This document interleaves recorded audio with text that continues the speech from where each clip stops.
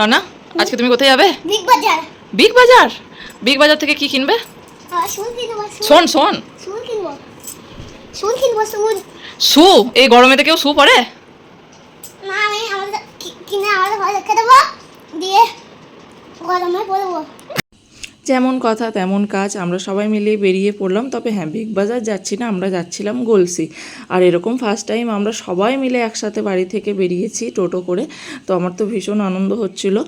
আমরা পয়লা বৈশাখের কিছু কেনাকাটা করব, আর দাদু দেবে নাতিকে পয়লা বৈশাখের কিছু জামা, তো সেই জন্যই মূলত বেরিয়ে পড়া। আর দীপ বলল যে ও একটু পরে আসবে, তো সেই জন্য আমরা আগে টোটো করে বেরিয়ে পড়েছি। আমার তো দারুণ লাগছিল যে সবাই মিলে এরকম একসাথে যাচ্ছিলাম। আর এই যে এই রাস্তাটা দেখতে পাচ্ছ, এটা কে কে চেনো সেটা কিন্তু অবশ্যই কমেন্টে জানিও।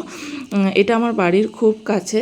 তো যাই হোক, সবাই মিলে একসাথে মজা করতে করতে পৌঁছে গিয়েছিলাম দোকানে।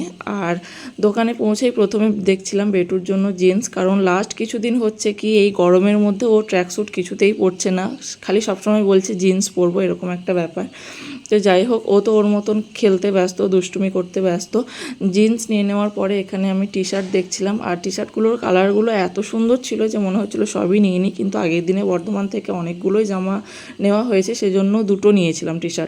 আর তারপরে এই যে সবথেকে বাজে অবস্থা হয় আমার এই সুতির ছাপা পছন্দ করতে, কারণ আমি সুতির ছাপা একদমই পছন্দ করতে পারি না। তো যাই হোক, সমস্ত কিছু নেওয়ার পরে এখানে তো ক্যাত মারা অবশ্যই আমার লাগবে, যেহেতু আবার একটা এত সুন্দর আয়না পেয়েছি।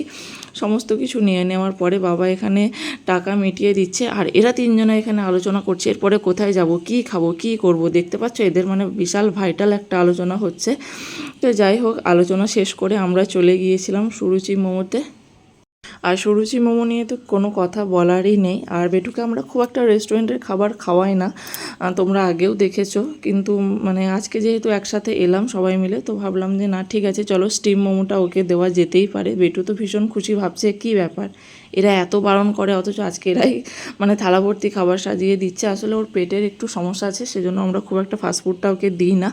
আর অন্যদিকে বাবা মা চলে গেছে বাড়ি, ওদের একটু কাজ ছিল, তো আমরা এখান থেকে খাওয়া দাওয়া করে ওদের জন্য খাবার নিয়ে নেব। আর এখানে দেখতেই পাচ্ছ সুরুচির মোমো নিয়ে তো বললামই আগে, কোনো কথা বলারই নেই, ভীষণই সুন্দর, ভীষণই সুন্দর। তারপরে আমরা ফার্স্ট টাইম ট্রাই করছিলাম সুরুচির মিক্স চাউমিন। আর বেটুর মজা দেখো, মানে ও মোমো খেয়ে, দুটো মোমো খেয়েই ব্যাস ওর হয়ে গেছে। এখানে ওকে চাউমিন দিতে যাচ্ছিলাম, ও কিছুতেই খাচ্ছিল না। ওর এই একটা খুব ভালো গুণ যে ওর একবার পেট ভর্তি থাকলে যত কিছুই ভালো খাবার দেওয়া হোক না কেন, ও কিন্তু সেটা খায় না।